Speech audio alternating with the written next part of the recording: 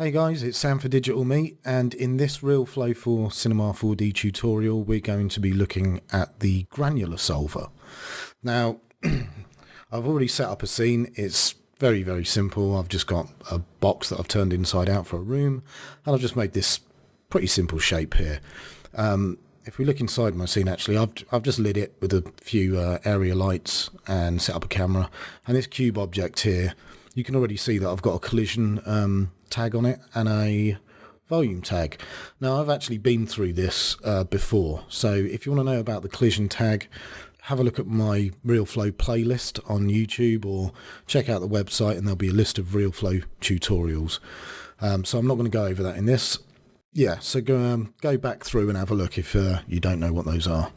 Okay, so let's get on with looking at the Granular Solver. First of all, we need to go to the RealFlow menu and create a scene with all our bits in it. And to do that easily, I'm going to choose a circle emitter, and that creates this kind of setup. Now, if I drag my emitter up, you can see it's quite large, and I'm going to half the size of this. So I'm going to choose my emitter, go to the coordinates, the object, and I'm going to make this 50 centimeters by 50 centimeters. So now we have something a little bit more like this. I'm just going to move that up slightly.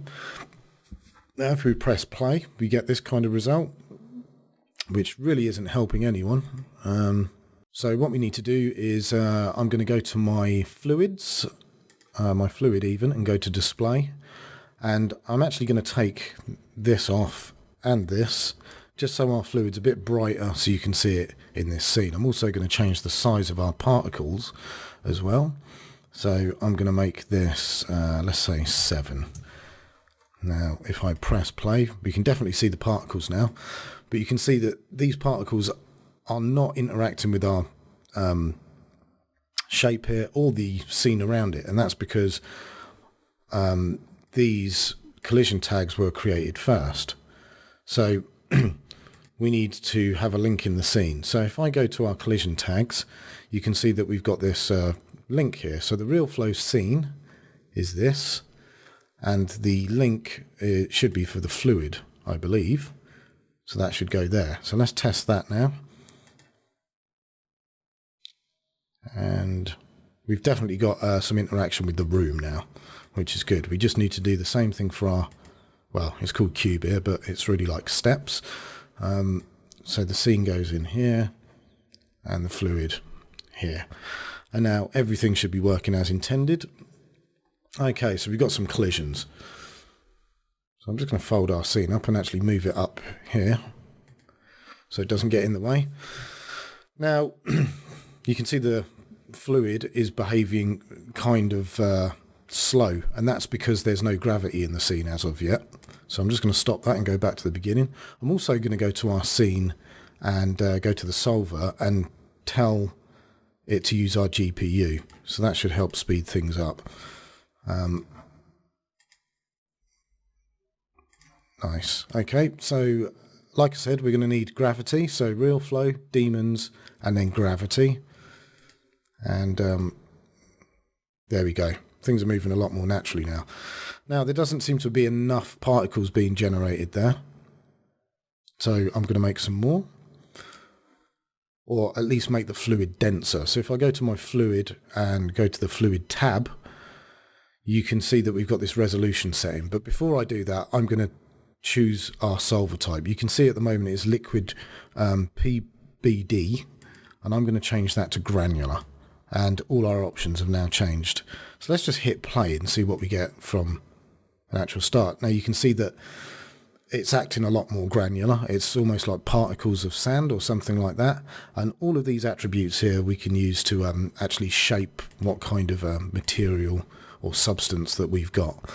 So I'm just going to change my resolution first. I'm going to make this 15. So there we go. We've got a lot more going on there now. And you can see that it's acting very granular.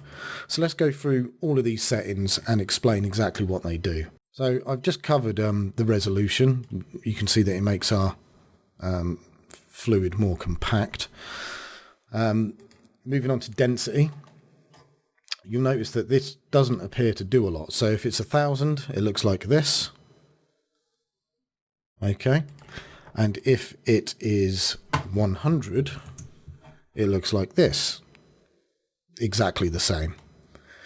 And the reason for that is because this value here, I'm just going to get it back to normal, is actually very useful when you're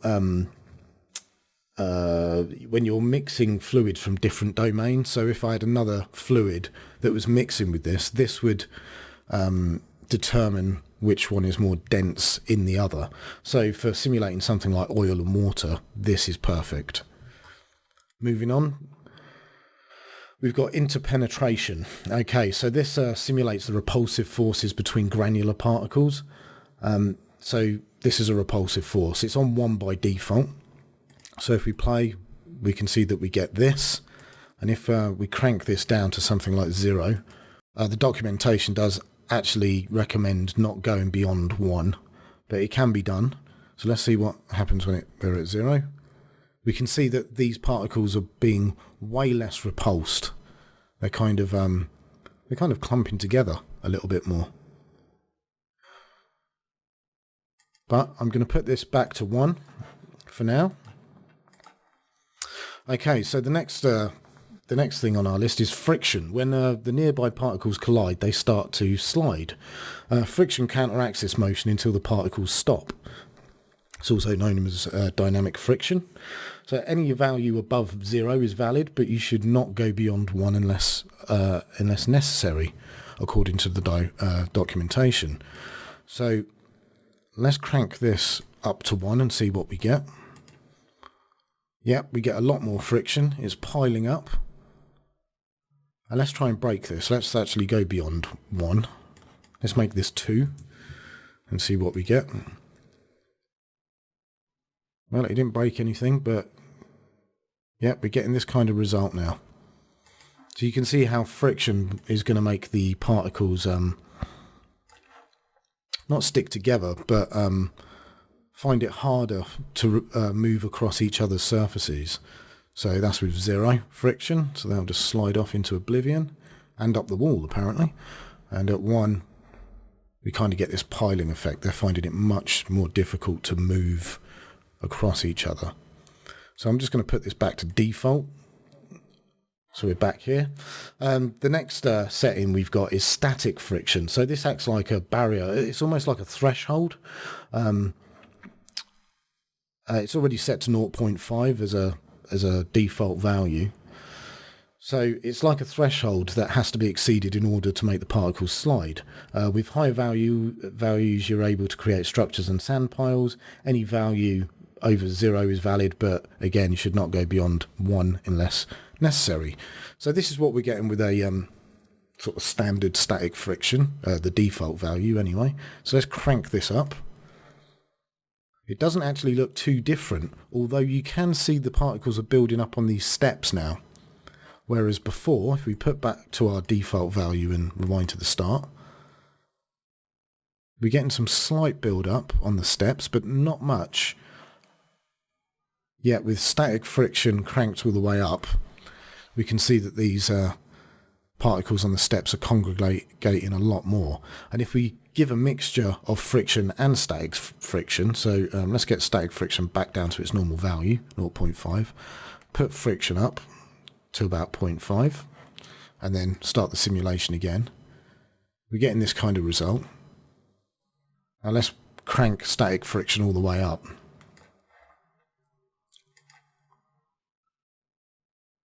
A lot more congregation on the stairs, a lot less sort of sliding past each other. It's kind of piling up. So you can see how a combination of these two so far would have an effect. So let's reset these values. The next value we've got is compaction.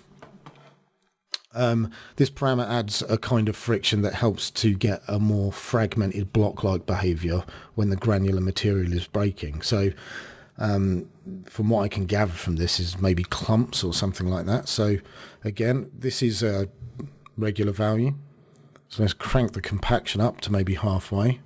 And you can actually see the flow has changed. So we may need to add some randomness into that, you know, if we cared about that. But you can see how it kind of clumps together. And again, if we actually affect our friction here,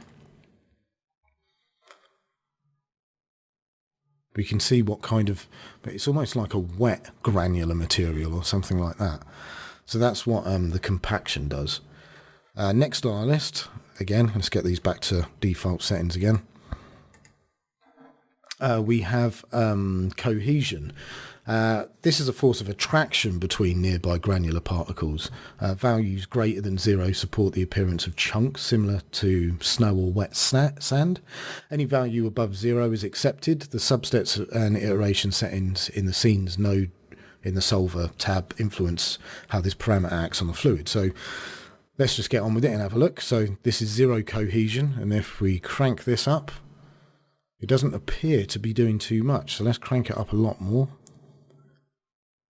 Now this is meant to be a force of attraction, but it doesn't seem to be doing a lot. So let's crank this all the way back to down to 0 and see if we get any difference. And it doesn't appear that it does. So I get the feeling that what's happening is this is moving down, and where it's hitting the top of this, that is kind of like the braking force, if you like. So maybe if we use cohesion in conjunction with something like friction, let's put the friction up to 0.5 just so it builds up, and just let that play through so we get an idea of what this looks like. And now we'll crank up our cohesion. We can see what's happening.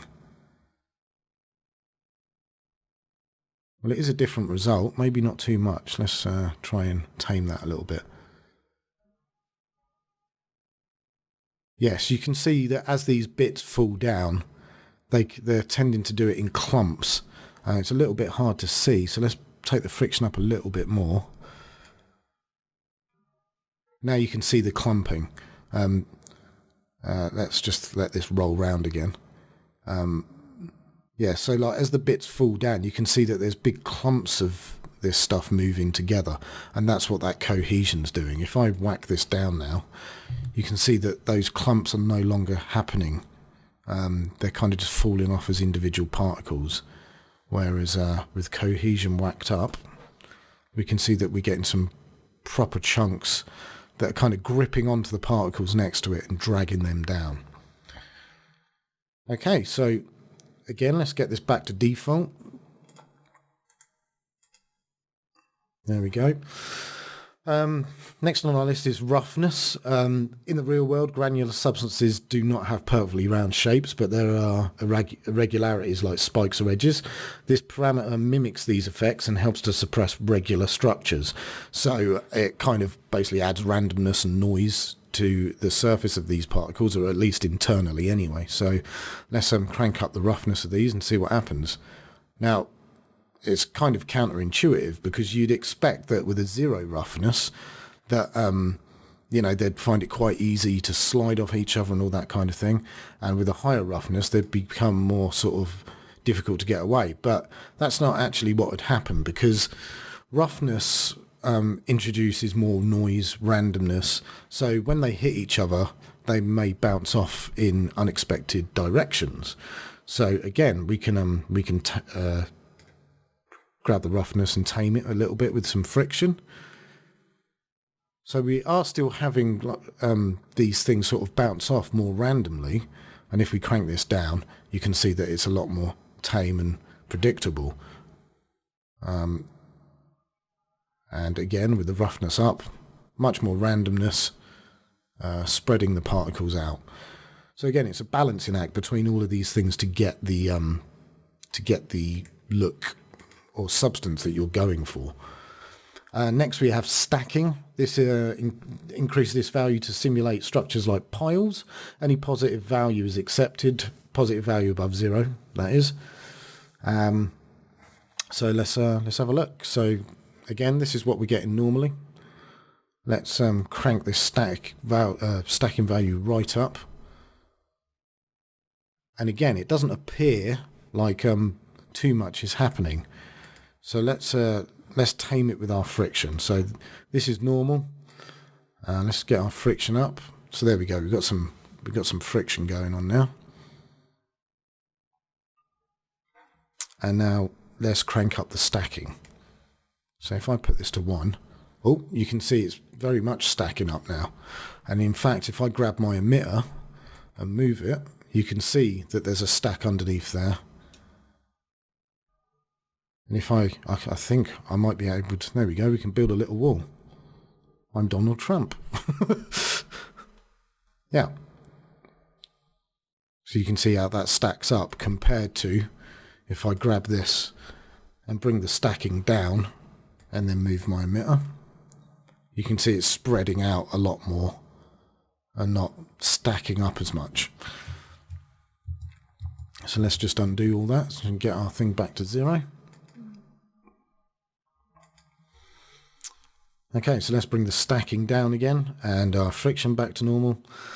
And damping. So that's our next thing on the list. Damping smoothens the relative velocities between nearby particles. It tries to smooth those values out, and therefore, excuse me. So a small amount of damping helps to stabilize the simulation. If it's a bit too mad and you just want to dampen it down a little bit, this is exactly the thing that you'd use. But while saying that, higher values can actually introduce viscosity to the material. So let's have a look at this damping. So this is what we've got as a default. And then cranking up the dampening to 1, you can see that it's a lot more uniform. It's a lot more uniform coming out of the emitter as well. So that has really dampened what's going on there. So, and less so the more we come down. So with all of this in mind, actually before I move on, I better talk about this compute vorticity, because you may be wondering what it is. I think I've covered it in other daemons and stuff like that. This isn't really needed. I mean, it's a special use case checkbox. Vorticity handle hardly contributes to a fluid's behaviour and is therefore disabled by default to improve performance. But if you do have a need for it for whatever use you might have for it, for filtering or shading purposes or something like that, by all means use it. But that's what it's for. I'm not using it. So let's see if we can actually create something a little bit more interesting than what we've got here so far. So I'm gonna crank up my friction to maybe 0.5, add a little bit of compaction, not too much, maybe a little bit of cohesion as well. Let's whack up the roughness just so it's a bit more irregular. Crank up the stacking as well, and there we go. That is really stacking and clumping. It's like wet sand, maybe some kind of weird ferrofluid or something like that. Let's crank up the dampening a little bit as well. Oh look, it's actually self-intersecting now. So if we grab the emitter now, there we go. Well, there we go. That really is a wall now. I really am Donald Trump. There we go. So you can see how this would be all kinds of useful. And very, very quickly, just by messing with these values, we can get a result. Let's move this forward this way, and then I can grab this. It's not going to let me grab that for some reason. It's just in an awkward position, I think. There we go. But yeah, very quickly we've got a a granular result that's got some interesting properties, and you can play around with those properties to really tailor what you're looking for. Anyway, guys, I'm not going to rabble on for too long. That was the Granular Solver. Remember, you can check me out on digitalmeat.uk. You can also follow me on social media, Facebook and Twitter. There'll be links in the description. And also, if you want to support Digital Meat, you can find me on Patreon, and there will be extra content there as well. Okay, cheers for listening, guys. I hope this was helpful, and I'll see you later. Bye.